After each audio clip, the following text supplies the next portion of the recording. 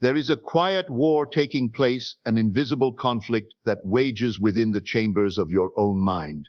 You will not see it on the news, nor hear it in the chatter of the world, but you feel it every day. That subtle pull away from your center, that ache of inner tension, that whisper that says, you are not enough, you are not strong, you are not safe. Yet all of it is a lie, beautifully disguised as truth. You were never born to be weak.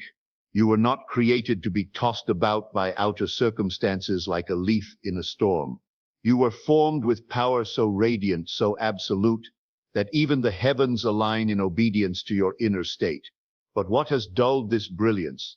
What has made the mighty bow down to illusions of weakness? Habits, yes, habits of the mind. Quiet, repetitive agreements that steal your strength inch by inch until you forget you ever had it. This is not a speech to blame or shame.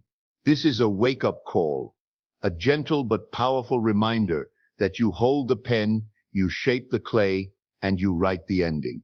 Weakness is not your destiny. It is a detour, a sleepwalk away from your real identity. You are not here to merely survive. You are here to consciously create, to mold reality with thought, emotion, and belief. So I invite you now to listen, not just with your ears, but with the deepest part of your being. What you are about to hear are not just habits, they are the veils that obscure your power, and once seen, they can be removed. Once named, they can be replaced. Let us now uncover the 10 habits that silently make you mentally weak, so you may never fall for them again. When you react, you surrender. The moment you respond impulsively to what appears before your senses, you hand over the authority of your inner kingdom to an outer illusion. Reactions are automatic. They bypass conscious choice. They are echoes of past conditioning, not declarations of present power. And in that reactive moment, you do not act as the creator, you act as the created. The clay, not the potter. The effect, not the cause. Mental weakness begins not in the grand moments, but in the subtle ones. The traffic jam, the criticism, the delay in plans, the disappointing news. You feel a surge, a tightening in your chest, and without pausing to consider, you lash out. Maybe with anger, maybe with silence, maybe with defeat. But in each of these, you are being moved, not moving. You are being puppeteered by an old program, a belief that your peace is at the mercy of the outer world, that your mood must adjust to conditions, that your joy is conditional, and your identity negotiable. This is the greatest illusion humanity has accepted, that we must react, that we are supposed to. But the spiritually awakened man or woman knows better. They do not allow the outer world to dictate their inner state. Instead, they recognize that the outer is only a mirror, nothing more. It does not define, it only reflects. And if the mirror shows you something unpleasant, the answer is not to attack the reflection, but to shift the face that stands before it. The reactive mind screams, "They made me feel this way." The conscious mind whispers, "I made me feel this way." And that whisper contains a power that empires cannot rival. To react is to give energy to what already is. To respond with presence is to choose what will be. Mental strength lies in that pause, that sacred space between stimulus and action. In that space, a king sits on his throne. In that pause, a queen rearranges the stars. Because that pause is choice, and choice is creation. And creation is the language of the divine within you. Think of how often you've reacted to a text message, a facial expression, a number in your bank account. Each time your inner being contracted, hardened, pulled back from the truth. And then what happened? You spiraled. You replayed the scenario in your head. You fed the story with more and more attention, and it grew, not because it was powerful, but because you made it so. You watered a weed and wondered why a rose did not bloom. But let us not dwell in guilt. Let us instead return to remembrance. You are not weak because you've reacted. You are only weakened when you continue reacting unconsciously. But now, you are becoming conscious. You are seeing the mechanics of the trap, and that is the beginning of liberation. Every time you feel the urge to react, you have been gifted an invitation to choose differently, to pause, to breathe, to remember, I am the cause. The mind that reacts is a mind that has forgotten its authorship. It writes only in response to what has been dictated, but the mind that chooses, oh, what a power it holds. It does not argue with reality. It reshapes it from within. It does not beg for things to change. It becomes the change. The reactive soul says, why is this happening to me? The conscious soul says, how can I move through this as the one who creates meaning, not absorbs it? Train yourself, not in suppressing emotion, but in mastering presence. Feel the heat rise in your chest. Notice the tension in your jaw, but do not let it possess you. Watch it, witness it, and know that what you observe, you are not. You are not the emotion. You are the presence aware of it. And that presence is free. It does not need to react. It chooses deliberately what kind of world it will create from this very moment. Mental weakness is not loud. It is subtle. It shows itself in every knee-jerk reaction, every habit of defensiveness, every impulse to explain, to attack, to withdraw. And each time it arises, you have the same opportunity to return to the throne of your awareness, to reign again, to say not with words but with state, I am not moved by appearances. I move appearances by how I see them. This is not philosophy. This is power. This is the inner alchemy that turns chaos into clarity. The mind that stops reacting is the mind that starts creating, and when you create from awareness instead of impulse, you no longer live as a victim of circumstances. You live as the author of reality. So next time something triggers you, do not curse it, bless it, for it has revealed where you are still asleep. And if you can meet that moment with awareness, you will not only transcend the habit of reaction, you will remember who you truly are, the one who chooses, the one who imagines, the one who creates all things by how they believe. And that right there is the end of weakness.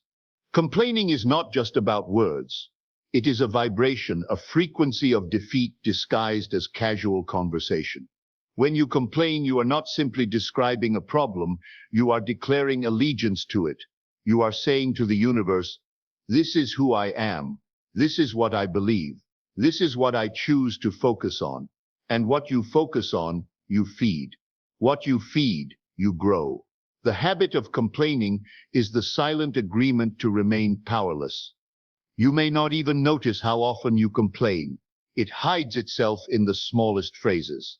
It's just one of those days, or nothing ever works out for me, or people always let me down. These statements may sound innocent, but they are spells. They reinforce the lie that you are at the mercy of a world outside your control. They echo the belief that your life is governed by fate, not intention.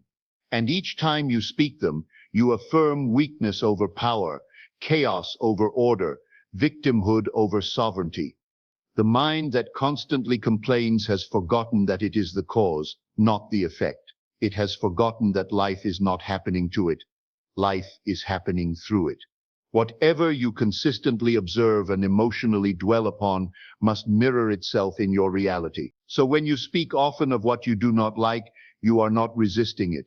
You are recreating it. You are calling it back into your life again and again, dressed in different clothes, but carrying the same weight. Mental weakness thrives in this cycle. You see something you don't like. You complain. You feel frustrated. That frustration makes you feel helpless. And so you complain again.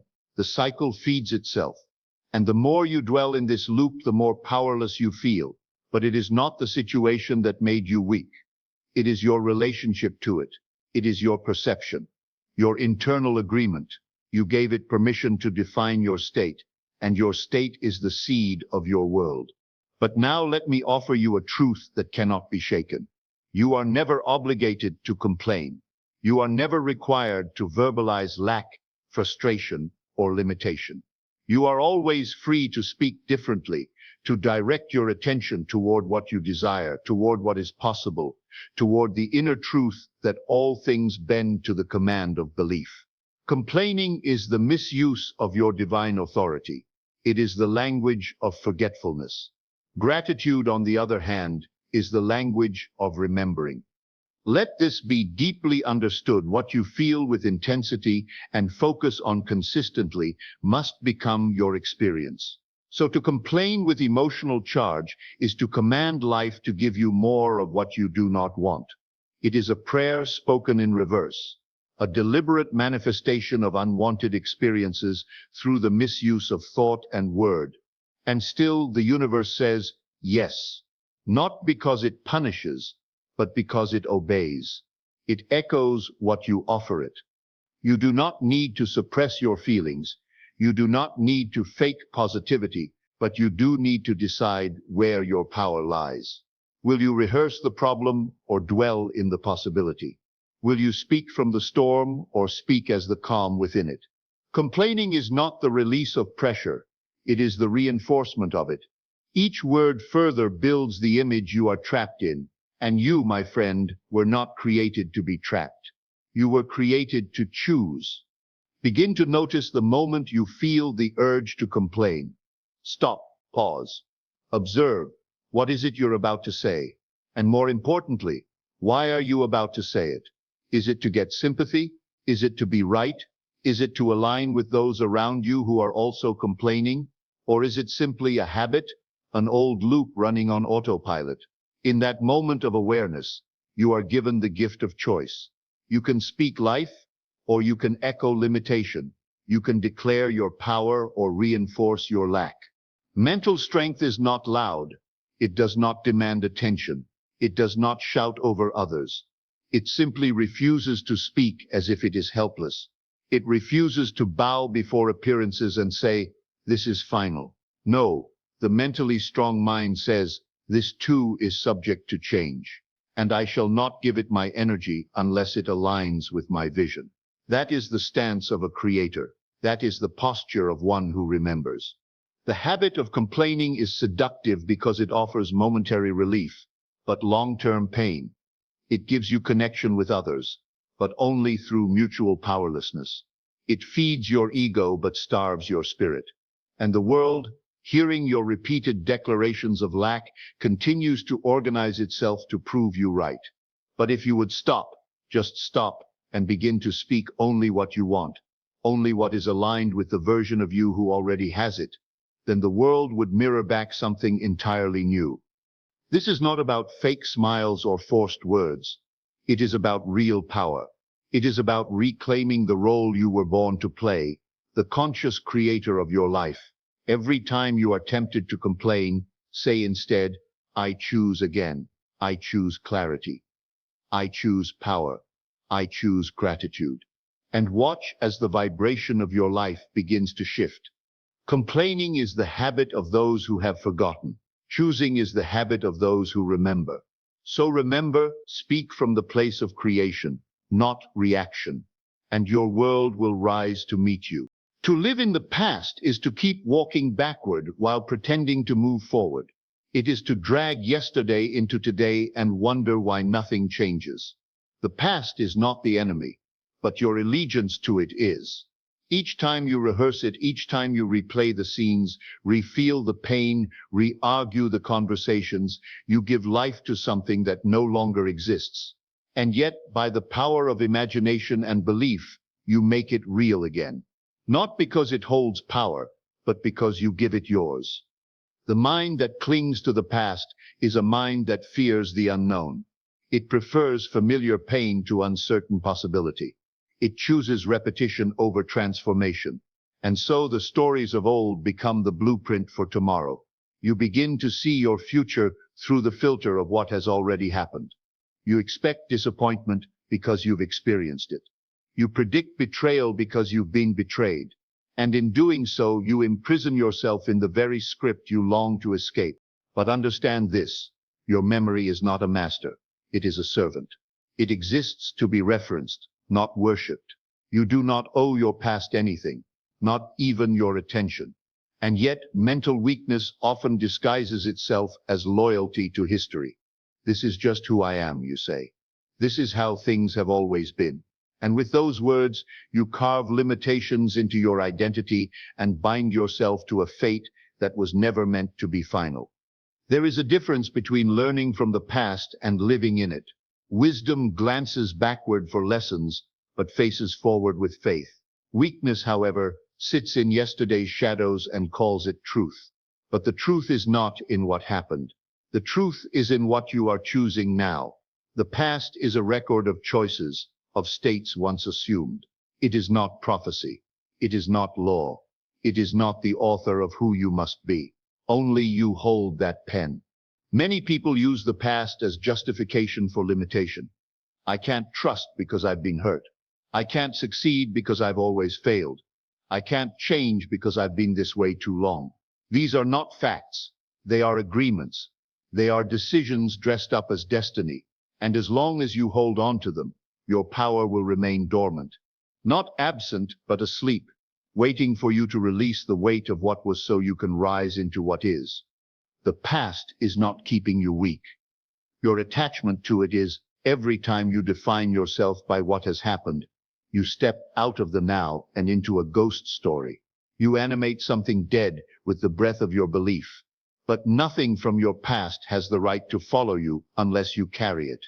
And once you drop it, once you decide that who you've been is no longer who you choose to be, the chains fall instantly, not gradually, instantly. Mental strength lives in the present moment. It is the awareness that nothing behind you has authority over what's in front of you. You do not move forward by understanding the past better. You move forward by seeing yourself differently now. Transformation does not require digging through wounds. It requires planting new seeds. Seeds of thought, seeds of faith, seeds of identity. And those seeds must be sown in the soil of this moment, not yesterday's. Every memory that brings pain is a mirror, reflecting where you have not yet fully forgiven, not yet fully released, not yet fully rewritten the meaning. And to mentally liberate yourself, you must stop asking the past to apologize. It won't, it cannot. It is done. But you, here now, have the power to declare, that was a chapter. But I am not the chapter, I am the author. You do not erase the past. You transcend it. You become someone new, someone no longer bound by what was. There is no strength in retelling the same stories of pain, disappointment, or regret. There is only repetition, and repetition creates identity. So if you must tell a story, tell a new one. If you must look back, let it be to marvel at how far you've come, not to mourn what could have been. The future does not come from the past. It comes from the present. Believed in fully. You are not your trauma. You are not your failure. You are not your childhood, your heartbreak, your mistakes. You are not the memory. You are the one who remembers. And that means you have the power to remember differently, to assign new meaning, to draw new conclusions, to say that moment did not break me. It woke me. That is the perspective of the mentally strong, not denial, but dominion. If you feel stuck, look no further than the story you keep repeating. Is it one of limitation or liberation? Do you speak of your past as if it still owns you? Then it will. Not because it's strong, but because you have made it so. But the moment you stop feeding it, it fades. It may rise up now and then, asking to be seen, but it can no longer rule you. You are not here to relive what was. You are here to imagine what can be. So rise, not as the sum of what's behind you, but as the embodiment of what you now claim. Let the past fall away like old skin. It served its role, it brought you here, but it cannot come with you where you're going, unless you insist on dragging it. Release it, bless it, but do not bow to it. You are greater than what you remember. You are what you now choose to imagine. And imagination, when believed, is the only past worth living in. To need validation is to forget your origin. It is to turn away from the inner sanctuary of knowing and seek confirmation from voices that do not carry your truth. When you crave applause, approval, or agreement, you announce to the universe that your worth is incomplete, that it must be certified, verified, stamped by someone else. This is not humility. It is subtle bondage, and it makes the soul weak. The desire to be seen, understood, or praised is natural at first. But when it becomes a condition for peace, you have given away your center. You become like a leaf, floating whichever way the winds of opinion blow. A compliment lifts you. A criticism crushes you. You rise and fall, not by inner alignment, but by outer noise. And in that volatility, there is no strength, only emotional dependence dressed up as connection. Validation seeking is a quiet form of self-abandonment. You stop listening to your own knowing because you're too busy watching faces for signs of approval. You edit your truth to fit the mold of what others want. You perform instead of express. You adapt instead of align. And with every act of shrinking, something within you whispers, you are forgetting. Forgetting who you are. Forgetting the still, silent authority that does not beg to be seen, but knows it already is. You are not here to be approved. You are here to be true. You are not here to match others' expectations. You are here to reveal the pattern of the infinite that lives within you. When you need validation to feel whole, you have mistaken the mirror for the source. The mirror may reflect beauty, but it cannot create it. And people are mirrors. They reflect what you project, but they do not define what you are. Mental weakness grows in the soil of external dependence. When your inner peace is tied to praise, likes, recognition, or acceptance, your power becomes fragile. You begin to chase validation like a thirsty wanderer chasing a mirage, never satisfied, always reaching. The more you get, the more you need. It is a hunger that cannot be filled because it is built on a lie that who you are is not enough without someone else saying so. But let this truth settle into your soul. You are complete with or without applause. You are valid with or without agreement. You are whole even when you are misunderstood. The mentally strong do not wait for recognition. They recognize themselves. They do not wait for permission. They give it. Their confidence is not arrogance. It is rootedness, a deep, unshakable connection to the truth that what they are seeking is already within. When you remember your source, you do not need confirmation. You create, you move, you express, you imagine, and those who are meant to see you will. But that is not why you do it. You do it because it is true, because your voice is an extension of your being. And to silence it for the comfort of others is to betray yourself. There is no peace in pretending. There is no power in pleasing. Mental strength begins the moment you stop asking, do they see me? And start asking, do I see myself? That shift is everything. That is where real power is born. Not in rebellion, not in ego, but in remembrance. You are not incomplete. You are not invisible. You are not irrelevant. You are simply being invited to return inward, where the only voice that matters already knows the truth of you. The more you need from others, the less you hear from within. And what you ignore within, you will search for without. But the outer world cannot give you what the inner world creates. Validation that comes from outside is temporary, fleeting, conditional. But the validation that comes from presence, from alignment with your own being, is eternal. It does not fade. It does not depend. It simply is. You must ask yourself, who am I without the applause? Who am I when no one is watching? When there is no audience to impress, no feedback to guide me, do I still stand firm in what I believe? Do I still move in the direction of my truth? Or do I wait, paralyzed by the fear of rejection, the sting of disapproval, the ache of invisibility? The mentally weak wait for someone to notice them before they shine. The mentally strong shine, even in the dark. They do not dim to fit in. They do not modify their essence to earn love. They are love, and that love radiates, not because it is seen, but because it is real. Let that be your aim, not to be liked, but to be lit from within. You will never find peace in the hands of other people.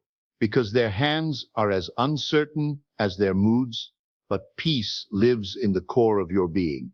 It waits for you to stop running, to stop performing, to stop begging, and instead to return, to remember, to know that you are not here to win the world. You are here to express the one within you. So release the need to be validated, and in doing so, you will become the most powerful version of yourself. Not because others finally see you, but because you no longer need them to.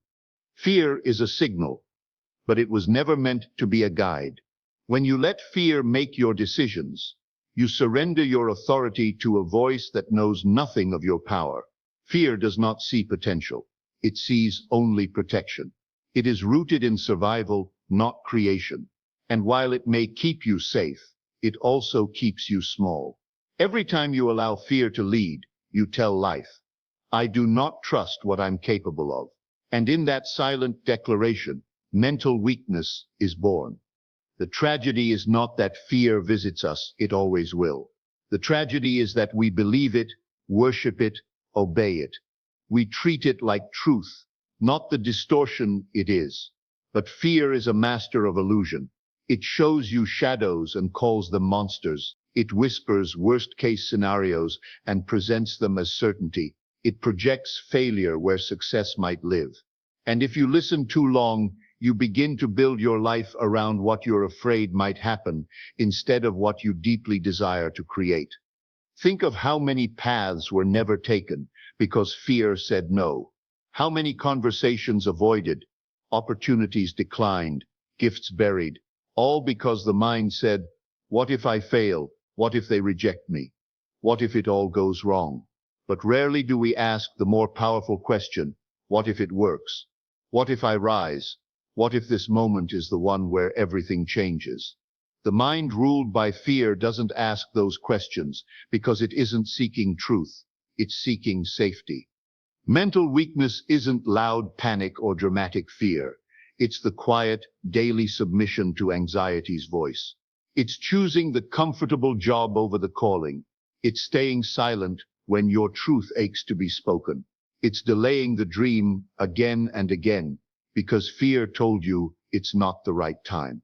And so the clock ticks on, not because your moment hasn't arrived, but because fear convinced you to wait. That delay is not wisdom, it is bondage. You must begin to see fear not as a signal to stop, but as a call to become aware, not to obey, but to observe. You are not your fear, you are the one aware of it, and the moment you stop identifying with it, you reclaim your ability to choose. That is where mental strength begins, in the ability to witness fear and still move forward. Not recklessly, not blindly, but with faith. With the deep knowing that your imagination was not given to you to decorate fear, but to replace it.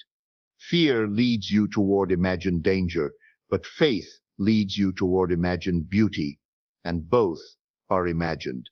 This is the secret that must be known. Fear and faith are both acts of belief in what has not yet happened.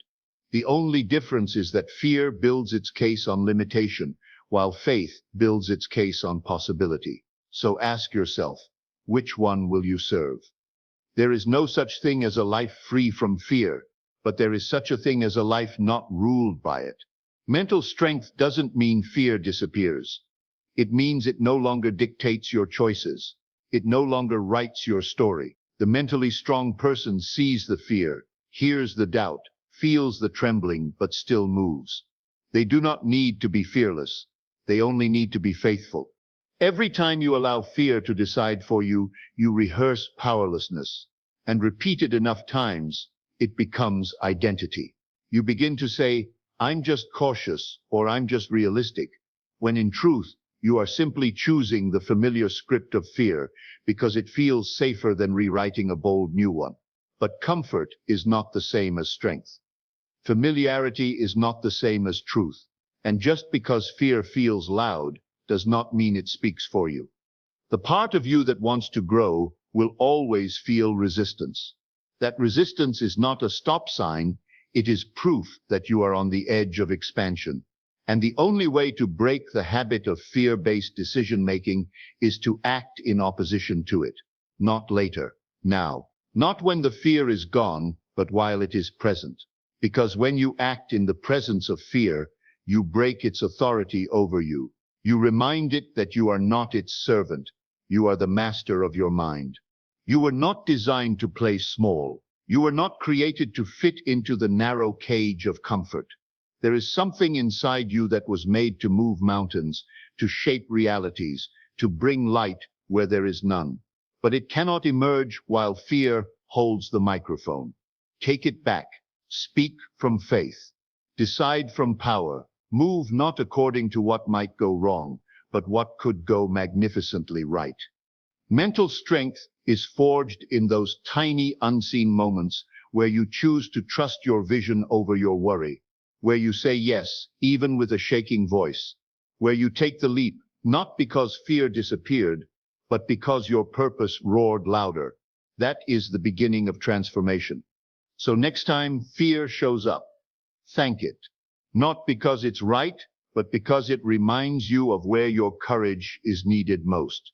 Let fear be your indicator, not your commander. Let it show you where your power has yet to be claimed. And then claim it boldly, consistently, quietly if you must, but claim it because the life you want, the real life, is not waiting for fear to end. It's waiting for you to rise in spite of it. Mental weakness is not a curse placed upon us. It is a pattern, a collection of unconscious habits that we have the power to break. Every reaction, every complaint, every memory we cling to, every need for validation, every fear-driven decision is simply a signal pointing us back to ourselves. You were never meant to live under the authority of external circumstances. You were never meant to bend beneath the weight of appearances. Your true self is not weak. It is immeasurably powerful, deliberate, and capable of bending reality through the stillness of inner conviction. To recognize the habits that make us mentally weak is not an act of judgment. It is an act of liberation. You cannot change what you will not first observe, and now that you've seen the patterns, you are no longer asleep within them. You are no longer reacting, no longer unconsciously feeding the thoughts that sabotage your strength. You are choosing, you are becoming. You are returning to the place within you that has always been strong, always been aware, always been free. The world outside may still look the same, but something within you has shifted. A remembering has occurred, a subtle, undeniable awakening. You will still feel fear. You will still be tempted to complain, but you now know that none of those habits define you. They are choices, and you are the one who chooses.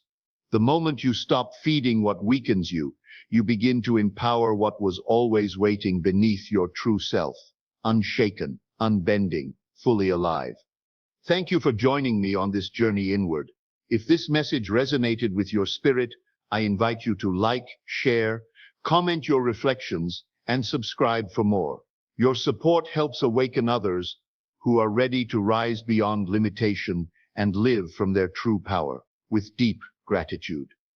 Thank you.